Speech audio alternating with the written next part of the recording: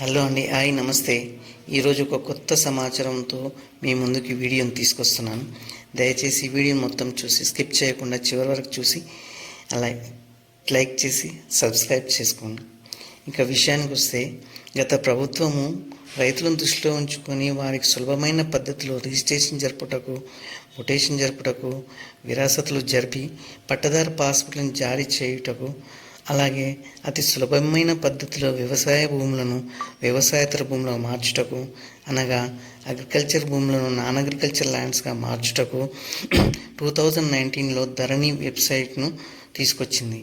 ఇందులో భాగంగా రైతులకు ఉన్న ఒక్కొక్క సమస్యను ఒక్కొక్క మోడల్ ద్వారా పరిష్కారం పొందేందుకు మొత్తము 33 మోడళ్లను ధరణి పోర్టల్ యందు పొందుపరచడం జరిగింది.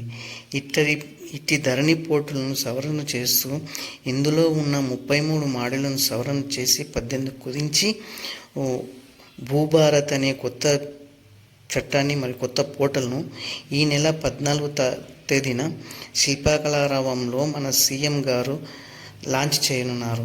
ఇందులో భాగంగానే చాలా మార్పులను సవరణలు చేస్తూ రైతులకు మరీ సులభతరంగా ఉండేలా భూభారతి పోర్టల్ ఉంటుందని తెలిపారు. దీంతో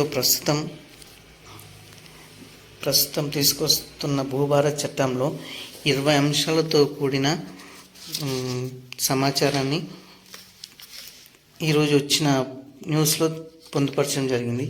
అవేంటో ఒకసారి చూద్దాం. ఒక్కొక్కటి పరిశీలిస్తే, ధరణి స్థానంలో కొత్తగా భూమి హక్కుల రికార్డు ROR రూపొందించవచ్చు. ప్రత్యేక కార్యక్రమం నిర్వహించి ధరణి తప్పులను సవరించవచ్చు. ఇంటి స్థలాలను ఆబాది వ్యవసాయేతర భూములకు హక్కుల రికార్డును రూపొందించవచ్చు. ధరణి తప్పుల సవరణ కోసం దరఖాస్తు స్వీకరించి రికార్డులను సరిచేయవచ్చు. భూమిపై హక్కులు ఉండి రికార్డులు లేని వారు దరఖాస్తు చేసుకునే అవకాశం మరియు విచారణ చేసి పాస్ పుస్తకాలు ఇవ్వవచ్చు. రిజిస్ట్రేషన్ ముటేషన్ చేయడానికి ముందు మ్యాప్ తప్పనిసరి.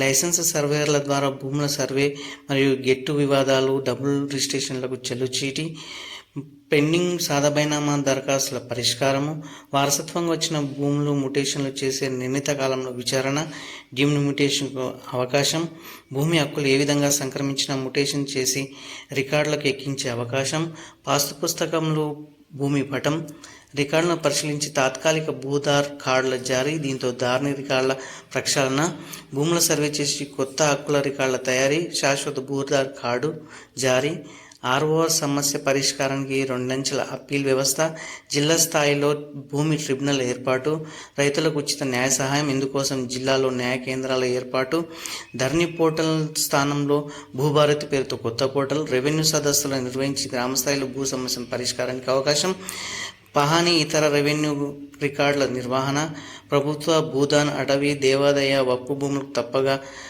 పట్టాలు జారీ చేస్తే ఎవరైనా ఫిర్యాదు ఇచ్చే అవకాశం, రికార్డులను సవరించడానికి రివిజన్ అధికారాలు, మోసపూరిత రికార్డులు మారిస్తే అధికారులపై చర్యలు తీసుకునే అవకాశం. ఇన్ని అంశాలను ప్రస్తుతం ఉన్న భూభారతి చట్టంలో పొందుపరచడం జరిగింది.